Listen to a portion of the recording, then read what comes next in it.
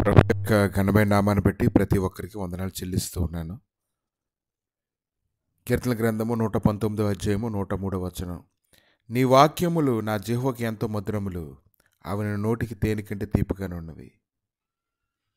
నువ్వు సంతోషంగా ఉండేటువంటి సమయంలో నువ్వు ఇలా చెప్పవచ్చు, కానీ నువ్వు కొంచెం కష్టంలో ఉన్నప్పుడు ఆయన వాక్యం గురించి నువ్వు ఇలా సాక్ష్యం చెప్పగలుగుతావా?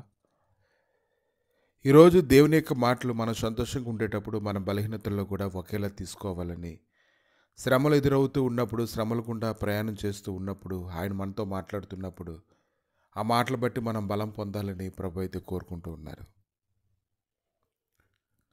లోకంలో పరిస్థితులన్నీ మారుతూ ఉన్నప్పుడు, రకరకాల బంధకాలు కలిగిన స్థితిలోనికి ప్రజలు వెళ్ళిపోతూ ఉన్నప్పుడు, నీలో ఉండేటువంటి ప్రేమ చల్లారిపోకుండా నువ్వు చూసుకోగలగాలి.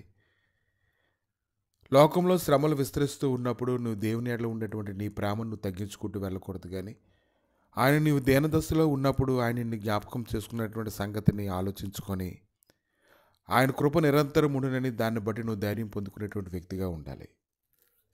కీర్తన గ్రంథము 136 అధ్యాయము 23 వచనం. మనం దేనదశలో ఉన్నప్పుడు ఆయన మనల్ని జ్ఞాపకం చేసుకొనును, ఆయన కృప నిరంతరం ఉండును.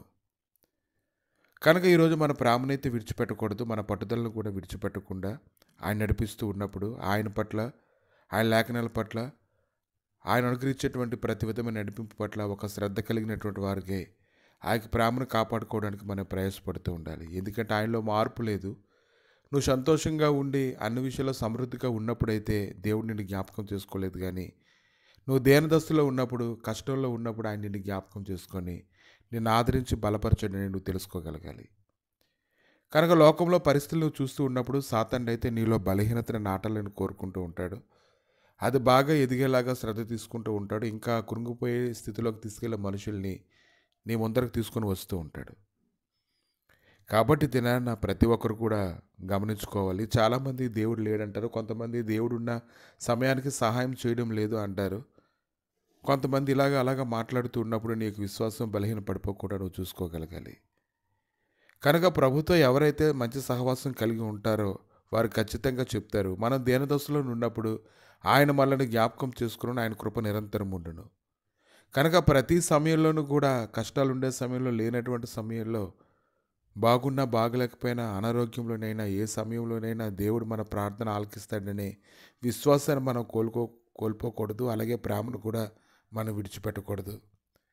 కనుక మన ప్రార్థనలకు ఆయన సమాధానం ఇస్తూ ఉన్నప్పుడు ఆయన సహాయం చేస్తున్నాడని 121 కీర్తన జ్ఞాపకం చేసుకున్నప్పుడు ఆయన ఎలా తోడుగా ఉండి నడిపిస్తుంది అనేది, దానిని బట్టి మన ధైర్యంగా భక్తుని వలె మనం కూడా పట్టుదలగా ప్రార్థిస్తూ ముందు కొనసాగచ్చు.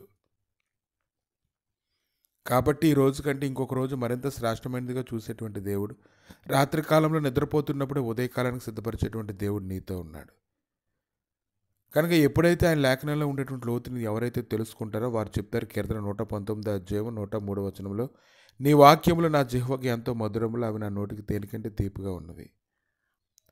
కనుక మనకి ఇష్టమైనటువంటి ఆహారాన్ని మనం తీసుకునేటప్పుడు మనం ఎంత సంతోషంగా తీసుకుంటామో, ఎంతగా మనం ఇష్టపడుతూ ఉంటామో, ఎంత చక్కగా దాన్ని తింటూ ఉంటామో, అలాగే దేవుడి యొక్క లేఖనాలను కూడా ఈరోజు అంతే మధురంగా మన హృదయంలో తీసుకొని, అది ఏ కాలంలోనైనా, ఏ శ్రమలోనైనా, ఎప్పుడైనప్పటికీ కూడా దాన్ని సంతోషంగా మన హృదయంలో అంగీకరించగలగాలి. అప్పుడు ఖచ్చితంగా ప్రభు అయితే గొప్ప కార్యాలు జరిగించి అన్ని విషయంలో బలపరిచి నిన్ను నడిపించడానికి ఆయన కృప చూపుతారు. ప్రభు మీ దయగలిగిన హస్తాలకు అప్పగించుకుంటున్నాడు. ప్రభు దేనదశలో ఉన్నప్పుడు నన్ను జ్ఞాపకం చేసుకున్న దేవ, మాలో ప్రతి ఒక్కరిని జ్ఞాపకం చేసుకున్న దేవ, నువ్వు చేసిన మేలు మర్చిపోకుండా, నీ ఎడల ఉన్నటువంటి ప్రేమ తగ్గిపోకుండా తండ్రి, అందరి ఎడల ప్రేమ కలిగి జీవించడానికి కృప దయచేయండి. నీ సమాధానకరమైన సన్నిధిని ఆయన తోడుగా వచ్చి నడిపించి బలపరచమని, ఉదయకాలైనా ఎవరెవరికి ఏం అవసరమైనా, ఏ పనులైతే ఉన్నాయో ప్రభా, అన్నిట్లోనూ నాయన పిల్లలు ఎగ్జామ్స్కి వెళ్తూ ఉన్నప్పుడు వారి విషయంలో, అన్ని విషయంలోనూ నీ కృప దయచేసి నిరంతరము ప్రభ మా ప్రార్థనలు ఆలకించేటువంటి దేవ, మాకు సమాధానం అనుగ్రహించమని, నిన్ను బట్టి ఆనందించే గొప్ప హృదయం దయచేయమని యేసుక్రీస్తు నామములు అడిగి వేడుకుంటున్నాము తండ్రి. ఆమేన్.